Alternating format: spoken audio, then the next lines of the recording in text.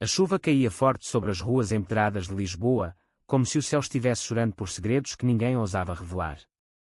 Miguel apertou o casaco contra o peito, correndo pela calçada da Glória, mas o impacto veio de repente, uma colisão com alguém que mudaria tudo. Era João, o amigo de infância que ele não via há anos, agora um homem alto e confiante, com olhos que pareciam carregar o peso do Oceano Atlântico. Miguel parou, ofegante, e os dois se encararam sob o aguaceiro. Miguel. És tu mesmo? Perguntou João, com um sorriso que iluminava a escuridão. Mas naquele instante, algo despertou em Miguel, uma faísca antiga, reprimida por anos de negação. Eles se abrigaram em um café próximo, o cheiro de pastéis de nata misturando-se ao aroma de café fresco. Conversaram sobre a vida. Miguel, um advogado bem-sucedido em um escritório no Chiado, casado com Ana há 5 anos, e João, um professor de literatura que acabara de voltar de uma temporada em Porto, solteiro e livre. Enquanto falavam, Miguel sentiu um desconforto crescente. João contava sobre suas viagens, sobre livros que o inspiravam, e Miguel se via refletido naquelas histórias de liberdade. Lembras-te da nossa juventude? Aquelas noites no Bairro Alto, rindo até o amanhecer, disse João, tocando levemente no braço de Miguel. O toque foi elétrico, e Miguel retirou a mão rapidamente, culpando o frio. Mas dentro dele, uma tormenta se formava. Porque seu coração acelerava assim. Ele amava a Ana, ou pelo menos era o que sempre dissera a si mesmo. Naquela noite, deitado ao lado da esposa, Miguel não conseguia dormir. As memórias voltavam, os olhares trocados na escola, as brincadeiras que pareciam mais do que inocentes. Ele se levantou e foi para a varanda, olhando para o Tejo ao longe. Sou casado, tenho uma vida estável, pensou. Mas a imagem de João não saía da sua mente. No dia seguinte, eles se encontraram novamente, por acaso, em uma livraria no Príncipe Real. João sugeriu um passeio pelo Jardim Botânico, e Miguel aceitou, dizendo a si mesmo que era só amizade. Caminhando entre as árvores centenárias, João abriu o coração. Miguel, eu voltei para Lisboa porque percebi que há algo inacabado na minha vida. Algo que envolve nós. Miguel gelou. Nós. O que queres dizer? João parou, olhando diretamente nos olhos dele. Eu sempre te amei, Miguel. Mais do que como amigo. O mundo de Miguel desabou.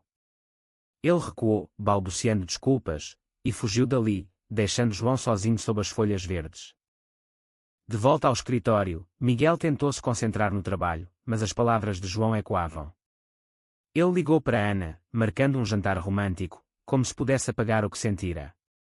Mas durante a refeição no restaurante com vista para o castelo de São Jorge, sua mente vagava. Ana notou: estás distante, amor. O que se passa? Ele mentiu, dizendo que era estresse do trabalho. Dentro dele, o conflito fervia. Admitir aquilo significaria destruir tudo: sua carreira, sua família, sua imagem na sociedade conservadora portuguesa. Dias se passaram, e Miguel evitou João. Mas uma mensagem chegou: preciso falar contigo. É importante. Eles se encontraram em um banco no mirador da Senhora do Monte, com a cidade aos pés. João implorou: não finjas que não sentes o mesmo. Eu vi nos teus olhos. Miguel negou, mas as lágrimas traíram-no. Eu sou casado, João. Isso é errado. João tocou sua mão. Errado para quem? Para a sociedade. Ou para ti mesmo? Naquela noite, Miguel confessou a Ana que precisava de espaço. Ela chorou, confusa, mas ele não explicou. Ele se encontrou com João em um apartamento discreto no Alfama. Pela primeira vez, eles se beijaram, e o mundo pareceu parar. Mas o remorso veio como uma onda. Isto é só temporário, disse Miguel. Só para eu entender quem sou. João concordou, mas no fundo, sabia que era o início de algo maior. A relação secreta começou, encontros furtivos, mensagens codificadas. Miguel se sentia vivo, mas também culpado. Ele via o pai, um homem tradicional de uma família católica devota, que sempre esperara que ele seguisse o caminho certo. Um homem deve casar, ter filhos, ser o pilar da família, ecoava a voz do pai. Miguel imaginava o escândalo se soubessem. Uma tarde, enquanto caminhavam pelo Parque Eduardo VII, João pressionou: quanto tempo vamos esconder isso? Miguel hesitou, até eu estar pronto. Mas a pressão aumentava. Ana começou a suspeitar, encontrando mensagens no telefone. Quem é este João? Perguntou ela, com olhos cheios de dúvida. Miguel mentiu novamente, mas o castelo de cartas tremia. O clímax do primeiro ato veio quando o pai de Miguel sofreu um infarto. No hospital, ao lado da cama, o velho homem apertou sua mão. Filho, promete-me que serás feliz com Ana. Quero netos antes de partir. Miguel assentiu, mas dentro dele, a dor era insuportável. Ele ligou para João. Não podemos continuar. João chorou. Estás a escolher o medo em vez do amor. Miguel terminou tudo, ou pelo menos tentou. Mas o vazio o consumia. Ele se jogou no trabalho, ignorando as chamadas de João. Ana, aliviada, planejava uma viagem para o Algarve. Mas no fundo, Miguel sabia que a semente da dúvida estava plantada.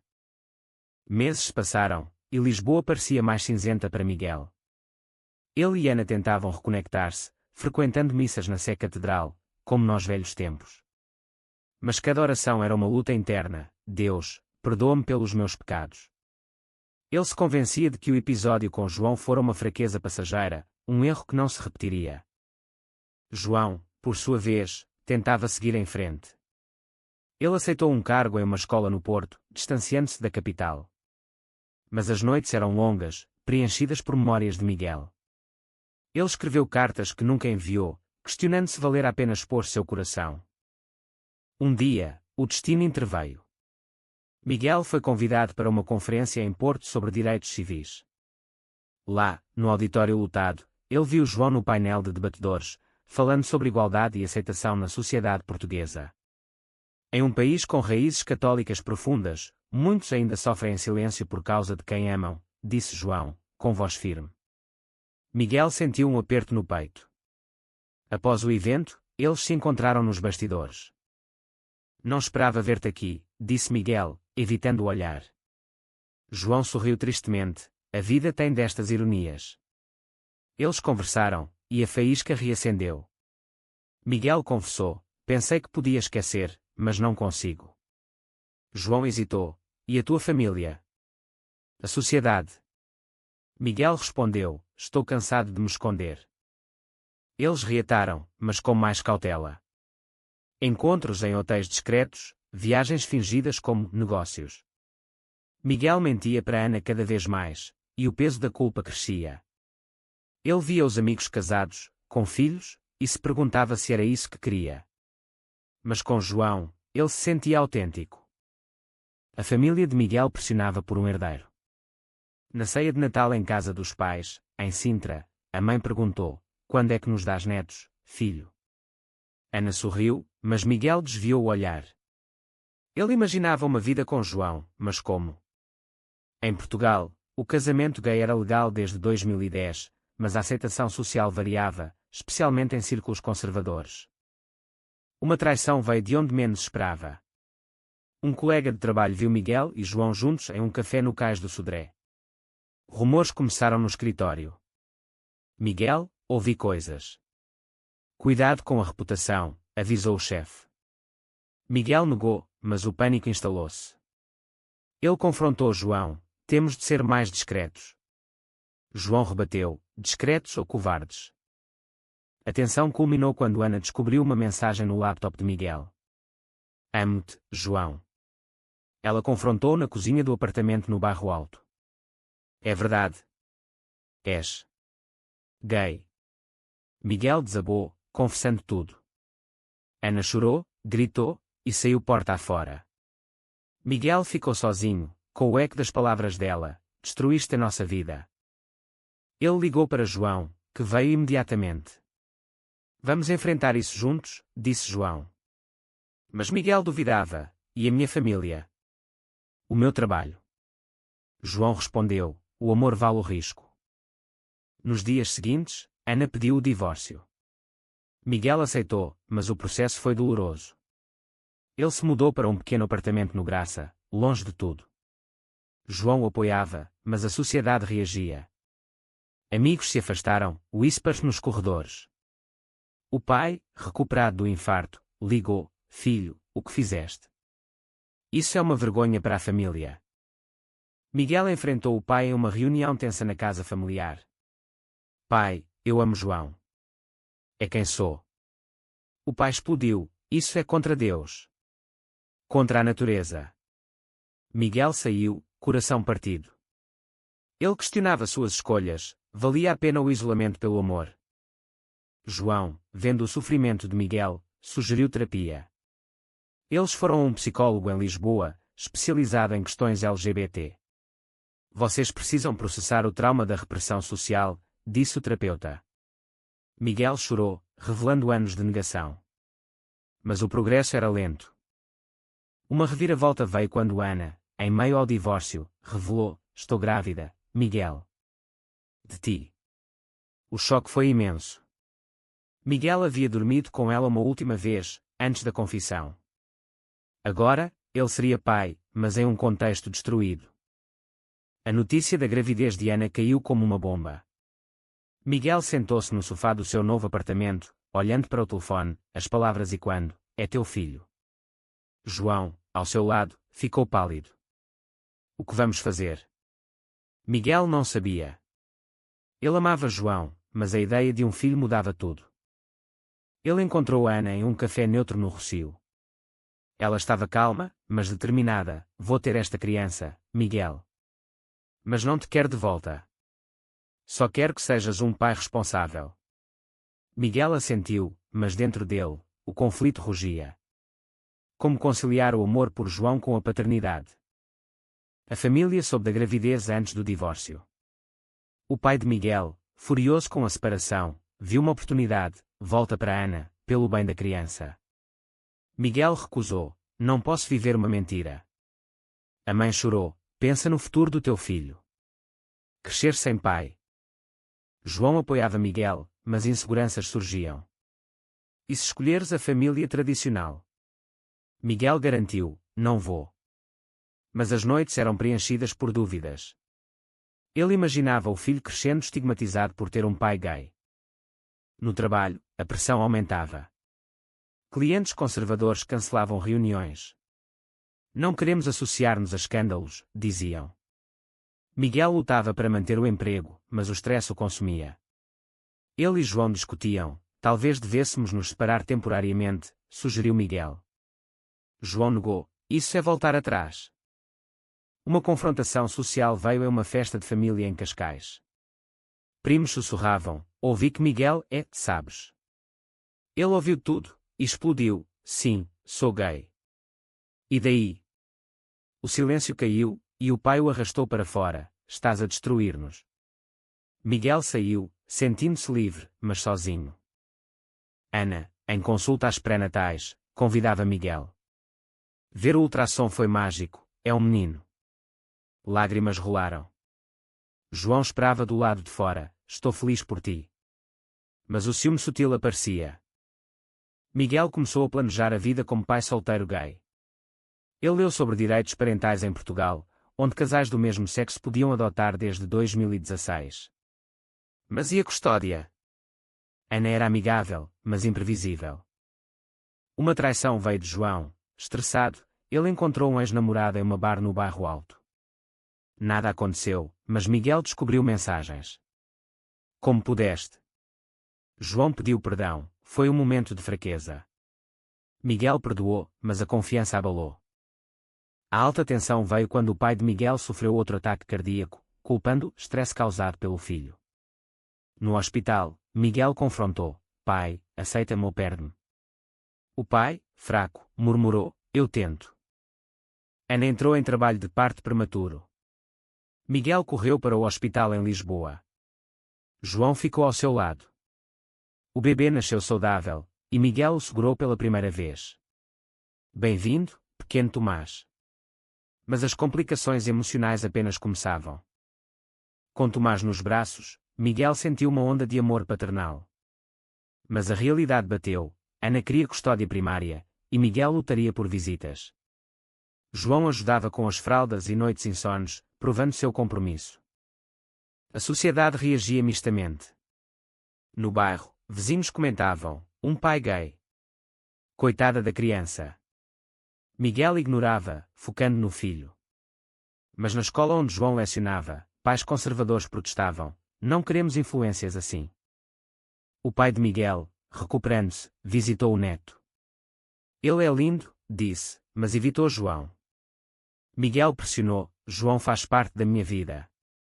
O pai relutou, mas cedeu um pouco, por Tomás. Uma decisão moral veio quando Ana encontrou um novo namorado, conservador. Ele influenciava, Miguel não devia ver tanto o menino. Ana hesitava, mas Miguel confrontou: não uses Tomás como arma. João propôs: casemos-nos. Mostra estabilidade. Em uma cerimônia simples no Registro Civil de Lisboa, eles se casaram. Amigos progressistas aplaudiram, mas a família de Miguel boicotou. O casamento trouxe alegria, mas desafios. Tomás crescia, e Miguel explicava: tens 2 papás. Mas na creche, crianças zombavam. Miguel chorava à noite, questionando se sua escolha machucava o filho.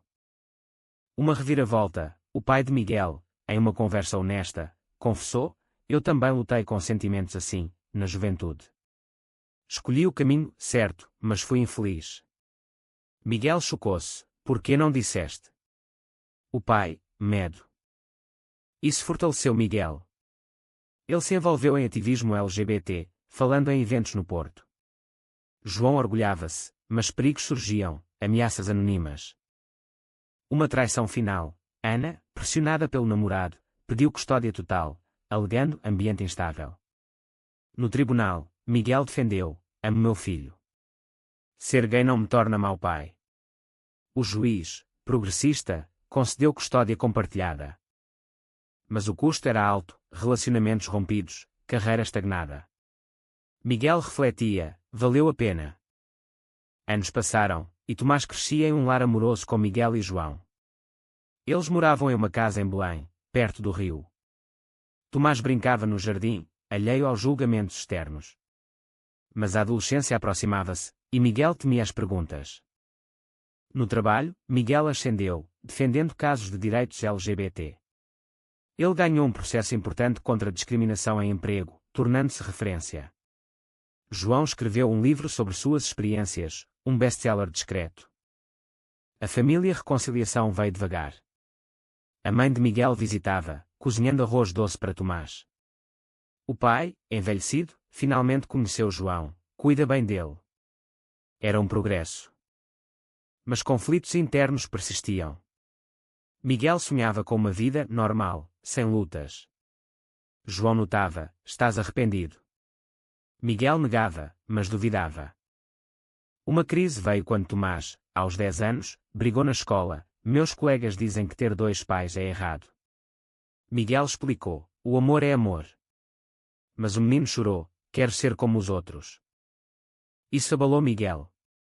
Ele confrontou João: talvez eu devesse ter ficado com Ana. João magoou-se: estás a desistir. Eles discutiram feio, e João saiu. Sozinho, Miguel refletiu sobre as escolhas. Ele ligou para Ana: agora casada, fiz o certo. Ela: para ti, sim. Para Tomás, veremos. João voltou, e eles reconciliaram. Mas uma oportunidade surgiu: um emprego em Berlim para João, mais aceitadora. Vamos? Perguntou. Miguel hesitou: e Tomás? A família. A decisão veio após um incidente. Tomás defendeu os pais na escola, dizendo: meus papás são heróis. Miguel orgulhou-se, escolhendo ficar. Mas o clímax: o pai morreu, deixando uma carta: filho, perdoa-me. Fui cego. Sê feliz. Miguel chorou, sentindo alívio. A vida seguia, com altos e baixos. Miguel via o preço: amigos perdidos, mas amor ganhado. Tomás, adolescente, questionava tudo. Pai, por que escolheste este caminho? Miguel contava a história, sem filtros, porque o amor verdadeiro exige coragem. Tomás entendia, tornando-se ativista jovem. Miguel e João envelheciam juntos, caminhando pela marginal. Eles viam casais gays de mãos dadas, sinal de mudança em Portugal. Mas reflexões finais: Miguel pensava nas perdas: Ana, a família unida, a tranquilidade. Foi certo impor isso a todos. No fim, em uma noite estrelada no Cabo da Roca, Miguel perguntou a João: juramos que era temporário, mas aqui estamos. João sorriu, e valeu cada momento. A história termina com Miguel olhando o horizonte, ponderando: foi certo priorizar o amor próprio sobre as expectativas sociais, mesmo que isso cause dor aos outros.